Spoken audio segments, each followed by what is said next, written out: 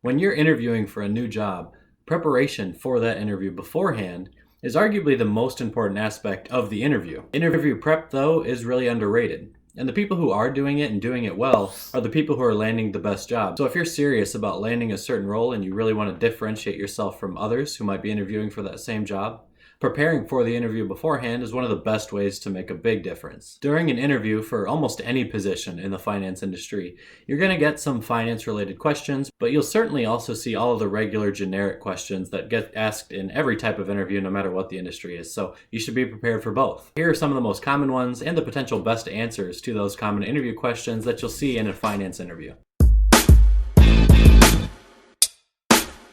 Near the beginning of the interview, you're almost always going to hear something like, tell me what you know about this company, why do you want this job, why do you want to work for this company? They're all different ways to phrase the same question. A general tip here is to think about what the interviewer is trying to figure out about you in them asking that question. Especially when this question gets phrased as, why do you want this job? Probably the worst answer out there, but one that unsurprisingly gets used relatively often is, well, because of the salary, I need an income, I need a job so that I can work to live. I'm a big fan of money. I like it. I use it. I have a little. The interviewer is already going to know this when you're coming into a job interview. Everyone out there who has a job, or 99.9% of the people out there who have a job, are doing that job because it provides them with a salary and they need an income to fund their life. So when you think about that question, and more importantly, think about why the interviewer is asking that question and what they're trying to learn about you, is it that they're trying to learn that you want a salary like the other 6 candidates who are interviewing the same position? No, you're all in the same boat there. You all want to earn a salary. What they're probably trying to learn about you is how you got to the place where you decided that you were interested in the duties of that job. What led you to be in the position where you're at now, where you're interested in doing something like that? That kind of leads into another general tip, which is that telling a story with your answers to the questions that are being thrown at you is going to be a good way to articulate your answers. Rather than just giving quick 1 to 3 word answers, if you tell a story, give a description, explain a little bit about the question that was just asked of you, your answers are going to sound a lot better. A lot of people will say your interview answers should be anywhere between 30 seconds to 3 minutes. So if you tell a story, keep it to a 1 to 2 minute story, I think is a good time frame to think of. Then other really common ones like tell me about yourself or what are your strengths and weaknesses. Those are arguably also 2 different forms of the same exact question. They could both be asked of you because they're a little bit different, but still think about what the interviewer is trying to get at with that question. For tell me about yourself, again, using a story is a little bit more engaging than like a bullet point list of 5 characteristics about yourself. 2 to 3 minutes, but your education, the beginning of your professional career, and what type of things influenced where you're now and where you want to be, hopefully in that job. That answer is a little bit different than the answer to what are your strengths and weaknesses, which is why it could be 2 separate questions. Strengths and weaknesses, I think, is trying to get at, are you honest with yourself and are you also really cheesy? You should certainly always prepare for the strengths and weaknesses question before any interview because there's a high likelihood it's going to come up, and you're going to sound a lot better if you don't have to spend 10 seconds sitting there in silence, which isn't a terrible thing to do, but if you already have something prepared, you're just going to sound more articulate, more intelligent, and you probably won't end up saying something stupid because you'll have prepared for it, read it, maybe practiced it out loud to someone else and gotten a little bit of feedback on your answers. Of course, saying my only weakness is that I'm a perfectionist is a stupid answer, and if you don't prepare for these questions beforehand, that might be what comes out of your mouth during the interview, and you want to avoid that. Well, Pan. No, my name is Pam. In the finance industry, you might see some mathematic or arithmetic type questions. Here's a pretty fun one that I'll remember forever because I got it dead wrong in an interview once. The question was, if it's 9:30 p.m., what angle do the hands on an analog clock form? First of all, you need to know how to tell time with an analog clock, which, to be honest with you, I was not very familiar with. I used a digital wristwatch from the time that I was like 8 years old until, I don't know, maybe 18 or something like that. And then after age 18, I really didn't look at analog clocks even hanging on the wall all that often. I would just check my computer or cell phone. So I know how to read them, but certainly not quickly. But that's not why I got the question wrong. I got the question wrong because I didn't think about the math right in my head. And it's in an interview environment. You're a little bit nervous. You have to think on your feet quickly. So that adds to some of the pressure, but I certainly should have gotten this right. Basically, you need to think about the 360 degrees to a circle that a clock exists in, and the fact that there are 12 hours.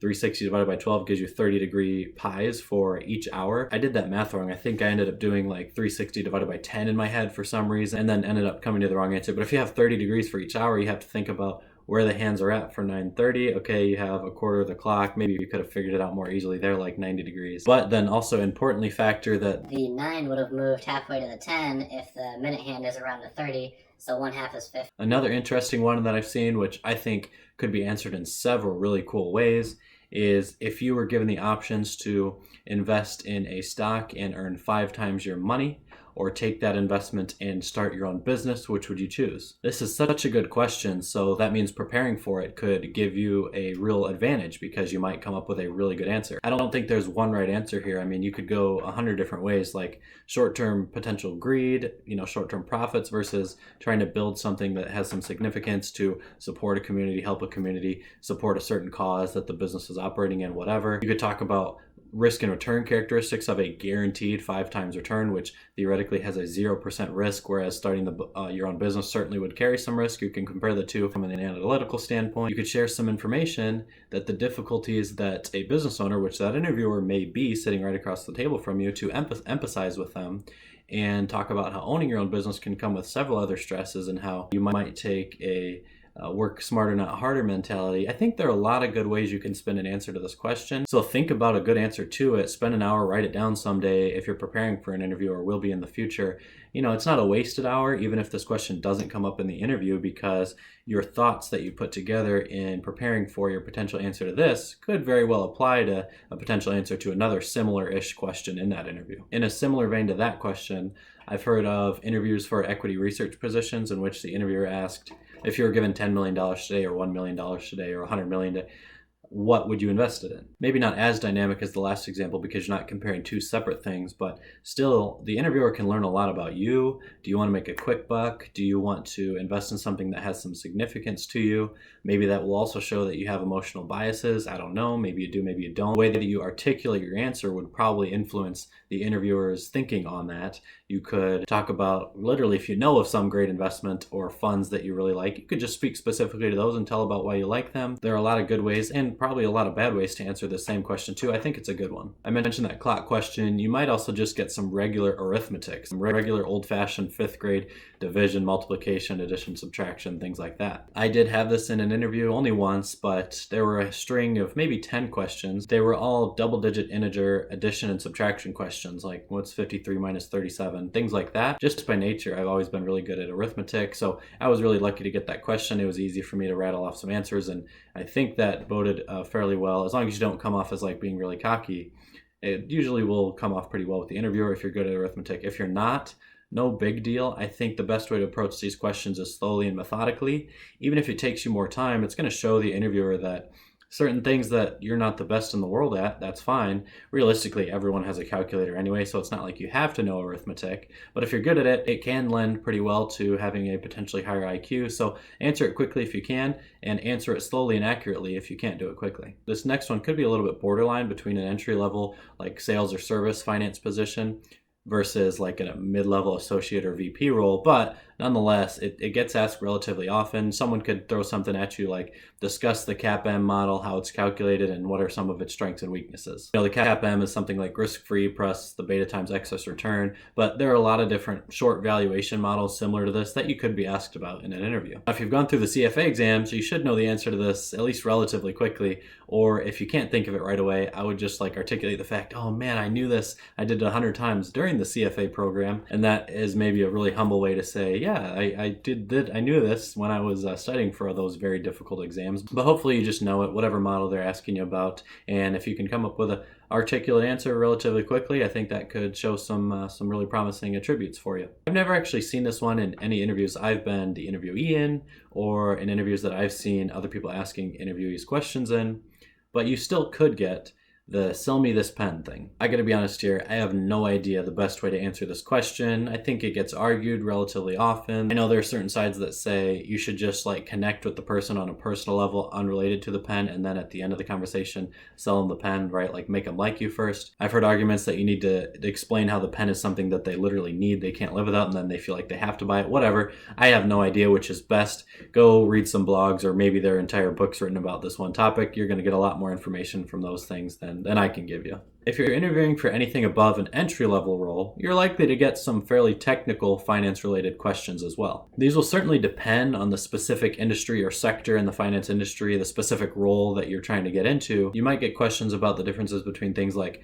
conventional private equity funds versus search funds, or if it's a financial analysis or accounting type role, how does issuing private debt or how does issuing equity affect the income statement? If it's a modeling type role like in investment banking or private equity, walk me through a DCF, a discounted cash flow statement, and highlight some of the major points. Tell me how to get free cash flow, EBITDA, those types of things. Maybe tell me how to calculate the enterprise value of a company or pitch a stock to me, which is a kind of a similar version of sell me this pen. All those more technical questions are certainly going to come up in the non-entry level positions, middle level, certainly upper level job. And I don't actually think you need to really prepare for these too much. Number one, because they're relatively specific. So you could spend hours and hours and hours preparing for certain types of these and then they not come up in the interview and that time will have been wasted. And number two, hopefully if you're interviewing for a mid-level job, all the experience or a lot of the experience you had in your earlier stage career jobs are going to have given you the information necessary to be able to do that type of job in that industry that you're hoping to get into. So you should be relatively familiar with some of the more technical aspects of that role. Here's a question I really didn't like. I was asked in an interview once. They asked me, if you're at a business dinner and you order steak medium rare and it came out well done, what would you do? I partly don't like this question because after I answered it, the interviewer said, do you know why I asked you that question? And then I proceeded to answer that. I said something like, oh, I think you might be trying to get at what my interpersonal communication skills are like. I don't remember exactly what I said. But then the interviewer kind of just smirked at me. So I don't know if my answer to the second question was way off or my answer to the first question was way off. It's a tough one because it's certainly not about food, right? They don't care about your preference in cooked meat. But I couldn't tell exactly what they were trying to ask. And I honestly do in interviews most of the time try to phrase my questions in the mindset of what the interviewer is trying to learn about me, like I mentioned earlier, and I really couldn't gauge that one, so maybe it's just a stupid interview question in general. I wouldn't ask it if I was interviewing someone else. I just mention it here to say that you might get some really obscure stuff like that too. To wrap it up here, if I could provide one general tip, I think it will just be to relax in that interview. Relaxing during interview is maybe even more important than doing all the preparation for that interview before you even step into the conference room. I know relaxing can be extremely tough to do for a lot of people, so what you need to do then is practice. Run through some mock interviews with friends, have them put together 20, even if they're just 20 random interview questions, that's okay.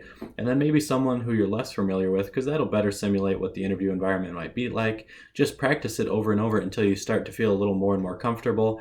You're not going to feel perfectly comfortable in the interview, and that's okay, but you're going to feel a little bit more comfortable than being totally nervous. And if you're totally nervous, you're not going to be able to answer the questions well. You're not going to look like yourself. You won't act like yourself, and you won't be able to communicate verbally and through your body language what type of employee you'd be for the firm. Being yourself and being able to relax in an interview is probably the most important thing. Only way to get there is by practicing. If you've gotten to this point in the video, I appreciate that very much. The YouTube algorithm loves long watch time in terms of percentage of the video and in terms of total minutes spent. If you could also like this video and subscribe, both of those things also help me out pretty much. I appreciate them. As always, thanks for watching.